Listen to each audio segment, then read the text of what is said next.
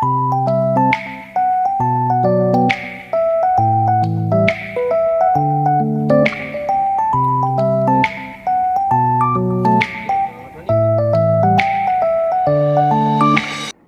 ছাদের গাছে আবার একটা ড্রাগন ফুল ফুটেছে, আর সেটার একটু ভিডিও না করে তোমাদেরকে একটু না দেখিয়ে তো আমি পারবো না বলো। তাই জন্যে এই ড্রাগন ফুলের এখানে এসে ক্যামেরাটাকে অন করলাম। আশা করি সবাই ভালো আছো, সুস্থ আছো আর খুব খুশি আছো। আর আজকের ভিডিওটা আবার হবে কয়েকটা টিপস দিয়ে, যেগুলো আমাদের সব সময় খুব প্রয়োজন, মানে প্রয়োজনীয় ছোটোখাটো হাউসওয়াইফদের প্রয়োজনীয় ছোটোখাটো টিপস। তো আমরা তো রোজ ধূপকাঠি জ্বালি, রোজ মানে দুবেলায় ধূপকাঠি জ্বালি। তো আমার মনে হয় দুবেলা যদি দুরকম ধূপকাঠি আমরা জ্বালি না, তাহলে বোধহয় আমাদের বেশি ভালো লাগবে। মানে সকালে চন্দনেরটা যদি জ্বাললাম, রাত্রিবেলায় কিন্তু আমি ধুনো ধূপটা জ্বালবো। এইরকম করে যদি আমরা ধূপকাঠিটা দুবেলায় দুরকম জ্বালি, তাহলে দেখবে মানে যে একটা সুন্দর স্মেলের ব্যাপার থাকে, সেইটা কিন্তু খুব ভালো লাগবে তোমাদের। মানে এটা ঠিক টিপস নয়, এটা আমার মনে হয়, তাই তোমাদেরকে আমি বললাম। আশা করি তোমাদের কাজে লাগতেও পারে। তো এটা হচ্ছে একটা টিপস। আমাদের তো আটা মাখি, হয়তো 2-4টে আটা আমাদের থেকেই যায়, মানে আটার গোল্লা পরের দিনের জন্য থেকে যায়। কিন্তু পরের দিন সেটাকে আবার রুটি করতে গেলে তখন হয়তো একটু চ্যাটপ্যাটে হয়ে যায়, বা সেটা দিয়ে রুটি করা খুব মুশকিল হয়। মানে আমার দেখো 5টা করে রুটি লাগে, আমার আজকে 10টা মাখা হয়েছে। তো আটার গোল্লাগুলোকে মানে লেচিগুলোকে এরকম করে একটু গুঁড়ো আটার মধ্যে ডুবিয়ে আর কৌটোতে করে এইভাবে মানে সুন্দর করে আর কি একটু গ্যাপ দিয়ে, একটার সঙ্গে একটা যেন লেগে না যায়, এরকমভাবে গ্যাপ দিয়ে আটার গোল্লাগুলোকে রাখবে।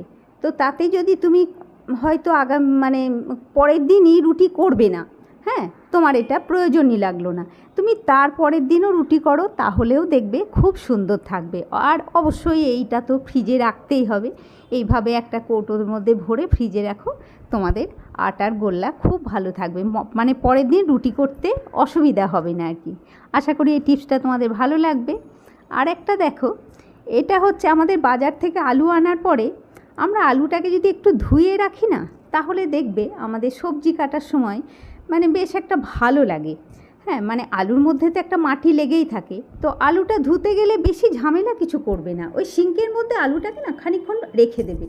আর সিঙ্কে তো আমাদের হামেশাই জল তো পড়তেই থাকে, তো রেখে দিয়ে তারপরে ধোয়া হয়ে যাওয়ার পরে এরকম একটা স্ট্যান্ড দিয়ে তারপরে এই নেটের ঝুড়ির মধ্যেই অবশ্যই রাখবে। তো এইভাবে রেখে আলুটাকে এইভাবে নেটের ঝুড়ির মধ্যে দিয়ে দেবে। আর কাজটা কখন করবে বলো তো? দুপুরবেলায় সব কাজকর্ম শেষে, কিংবা রাত্রির বেলায় সব কাজকর্ম শেষে শোয়ার আগে। তো ওইভাবে যদি রাখো, সারা দুপুরটা আলু এইভাবে থাকলেও আলুটা শুকিয়ে যাবে, বা সারা রাত্রিটাও যদি তোমার আলুটা এইভাবে থাকে, তাহলেও আলুটা পুরো ফ্রেশ শুকনো মতন হয়ে যাবে। তখন দেখবে তোমার এই আলুটা ইউজ করতে খুব সুবিধা হবে। আশা করি এই টিপসটা তোমাদের ভালো লেগেছে। এবারে দেখো, আমাদের তো ভাত তো থেকেই যায়, মানে ভাত 2 টুকরো আলু সেদ্ধ এরকম তো আমাদের থেকেই যায়, কিন্তু সেইটাকে নিয়ে ভাতে মেশানো এসব করতে গিয়ে একটু মুশকিল হয় আমাদের। তো কি করবে, ওরকম যদি ভাত হয়তো আমার যেমন আজকে রয়েছে, একটু ভাত রয়েছে আর 2 টুকরো আলু সেদ্ধও রয়েছে, তো ভাতটা যখন নামানোর একটু আগে, মানে 80% যখন ভাতটা হয়ে যাবে, তখন সেই ভাতের মধ্যে ওই ঠান্ডা ভাত, আলু সেদ্ধ যদি রাখা থাকে আলু সেদ্ধ সবটা দিয়ে দেবে ভাতের মধ্যে, দিয়ে অল্প একটু বাটিটা ধুয়ে জল দিয়ে দাও। এরপরে খুব ভালো করে হাতা দিয়ে ভাতটা একটু নাড়াচাড়া করে দাও। নাড়াচাড়া করে দিয়ে তারপরে তুমি ঢাকা দিয়ে দাও, আর ফুল ফ্লেমে দিয়ে দাও। ঢাকা দিয়ে এই সময়টা, মানে এই যে 2-3 মিনিট একদম হাই ফ্লেমে গ্যাসটাকে দিয়ে দাও। আর যেই ভাতটা একবার ফুটবে, আর এই সময় কিন্তু সামনে থেকে সরে যাবে না, যেই ভাতটা ফুটতে শুরু করবে, ব্যাস ওই অমনি সঙ্গে সঙ্গে ঢাকা খুলে গ্যাসটা অফ করে দাও।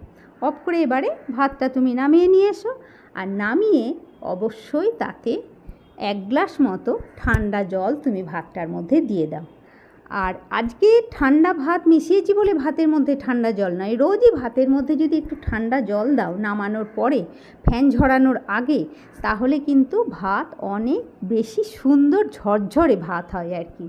মানে ভাতের মধ্যে চ্যাটচ্যাটে ভাবটা তোমার আর থাকবে না লাস্টে যদি 1 গ্লাস ঠান্ডা জল দাও। এরপরে ভাতটা এভাবে উবুর করে দাও, তুমি যেমন ভাতের মানে যখন খাবে ভাত সেইভাবে খাবে। আশা করি এই টিপসটা তোমাদের ভালো লাগবে। আর এবারে যে টিপসটা দেবো এটা তো আমাদের খুব কাজে লাগে। দেখো আমাদের অনেক সময় এমন হয় যে মশার ধূপ আমরা আনতে ভুলে গেছি, কিংবা বাড়িতে আমাদের লিকুইডেটার নেই, অথচ একটু আধটু মশা কামড়াচ্ছে।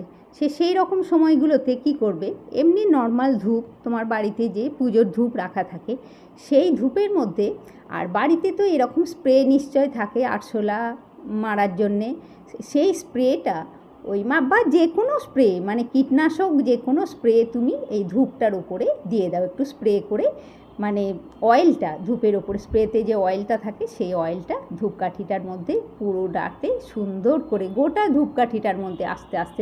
আর এই কাজটা করবে একটু স্লো হাতে, একটু আস্তে আস্তে করবে, তাহলেই দেখবে মানে বাইরে পড়বে না, শুধু ধূপকাঠিটার উপরে তোমার অয়েলটা পড়বে। একটু স্লো করবে, আমি একটু স্পিডে দেখাচ্ছি কিন্তু একটু স্লো করবে, তাহলে দেখবে অয়েলটা বাইরে পড়বে না, শুধু ধূপকাঠিটার ওপরেই পড়বে। ব্যাস, এরপরে তুমি ধূপকাঠিটা জ্বালিয়ে দাও, দেখবে ঘরে তোমার ধূপকাঠির একটা যে সুন্দর গন্ধ সেটাও থাকবে, প্লাস তোমার ঘরের মশাগুলোও চলে যাবে। মানে এইটা তো আমার তো খুব কাজে লাগে। হ্যাঁ, মানে ওই ধূপকাঠি কিনতে, মশার ধূপ কিনতে ভুলে গেছি, বা লিকুইডেটার ফুরিয়ে গেছে, 2 দিন ধরে আনা হয়নি, এমন তো আমাদের হামেশাই হয়। তো সেই সব সময়গুলো এটা খুব কাজে লাগে। আর সব থেকে বড় কথা, ঘরে যে একটা স্মেল তোমার ছড়িয়ে পড়বে, সেটা তোমার একটা যে ধূপকাঠিটা তুমি ধরাবে সেই ধূপকাঠিরই স্মেল। আজকে যেমন আমি এটা ধরিয়েছি, মানে কি বলবো, ধুনো ধূপের ধূপকাঠি ধরিয়েছি। এইভাবে তুমি ঘরের যে কোনো জায়গায় রেখে দাও, তোমার ঘরে একটা সুন্দর স্মেলও ছড়াবে, প্লাস মশাটাও চলে যাবে। মানে এইটা তো আমার খুব কাজে লাগে, আমার মনে হলো তোমাদেরও খুব কাজে লাগবে, তাই জন্যে তোমাদেরকে এই টিপসটা আমি দিলাম। আশা করি ওই টিপসটা তোমাদের ভালো লাগবে। এবারে যে টিপসটা দিচ্ছি এটা একটু ধ্যান দিয়ে দেখবে সবাই। মানে চশমা আমরা কিভাবে পরিষ্কার রাখবো। তো বাড়িতে তো একটা দুটো চশমা থাকেই, সেই শ্বশুর শাশুড়ির চশমাই হোক, মা বাবার চশমাই হোক, কিংবা নিজেদের চশমাই হোক। আমার বাড়িতে যেমন দুটো চশমা আছে, একটা হচ্ছে ওর, একটা হচ্ছে আমার, মানে আমার একটা কর্তার আর একটা গিন্নির, দুজনের দুটো চশমা। তো সেই চশমাগুলোকে কিভাবে পরিষ্কার করবে, যে কোনো লিকুইড সাবান নেবে, বা যদি এমনি বার সাবান নাও তো হাতটাতে শুধু ফেনাটাই হাতের মধ্যে এইভাবে ফেনা করে নেবে। হ্যাঁ, দিয়ে সেই ফেনাটা দিয়ে পুরো চশমার সমস্ত, মানে পুরো কাঁচে, পুরো হ্যান্ডেলগুলোই, মানে যে সাইডের রিংটাতে, সমস্ত জায়গাটাতে খুব ভালো করে আস্তে হাতে, আমি এটা স্পিডে দেখাচ্ছি, এটা কিন্তু এত স্পিডে নয়, একটু আস্তে করবে, কেননা কাঁচ টাঁচগুলো যেন খুলে না যায় সেই খেয়ালটা অবশ্যই রাখতে হবে। এবারে খুব ভালো করে একটু হাত দিয়ে মানে ঘষে দিয়ে, শুধু হাত আর কিচ্ছু নয়, হাত দিয়েই ঘষে দিয়ে এভাবে মানে চশমাটা আস্তে আস্তে ধুয়ে নেবে। আর সেই সময় সিঙ্কের কলটা একটু আস্তে খুলবে, না হলে জোরে জলটা পড়লে তোমার জলটাই নষ্ট হবে, চশমাটা যে তাড়াতাড়ি ধোয়া হবে এমনটা কিন্তু হবে না। তো স্লো কলটা আস্তে করে খুলে চশমা দুটো এইভাবে ধুয়ে নেবে। এবারে চলো দেখাই তোমাদেরকে এই ধোয়ার পরে কিভাবে মুছবে। আর এইবারে চশমাটা যখন মুছবে, একদম একটু পুরনো টাওয়েল ছেঁড়া কিংবা সুতির কাপড় ছেঁড়া, মানে এই হয় পুরনো টাওয়েল ছেঁড়া বা সুতির কাপড় ছেঁড়া, মানে শাড়ি ছেঁড়া আর কি, একটু যত্ন করে রেখে দেবে তোমরা বাড়িতে। এরকম নরম জিনিস খুব কাজে লাগে। সেই নরম জিনিস দিয়ে এইভাবে চশমাটাকে খুব ভালো করে আস্তে আস্তে মুছে দেবে কাঁচগুলো।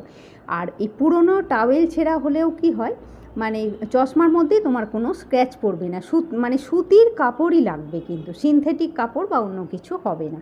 মানে এইভাবে মুছে দেবে তুমি চশমাটা, মানে একদম চশমাটা ফ্রেশ হয়ে যাবে। যদি মানে কেউ তোমরা কোনো দিন না করেছো, একবার শুধু করে দেখো, তোমরা এই প্রসেসে একবার চশমাটা ধুয়ে দেখো, মানে এত ফ্রেশ লাগবে, তুমি যখন চোখে দেবে তখন নিজেই অবাক হয়ে যাবে, বাবা চশমাটা এত পরিষ্কার কী করে হলো।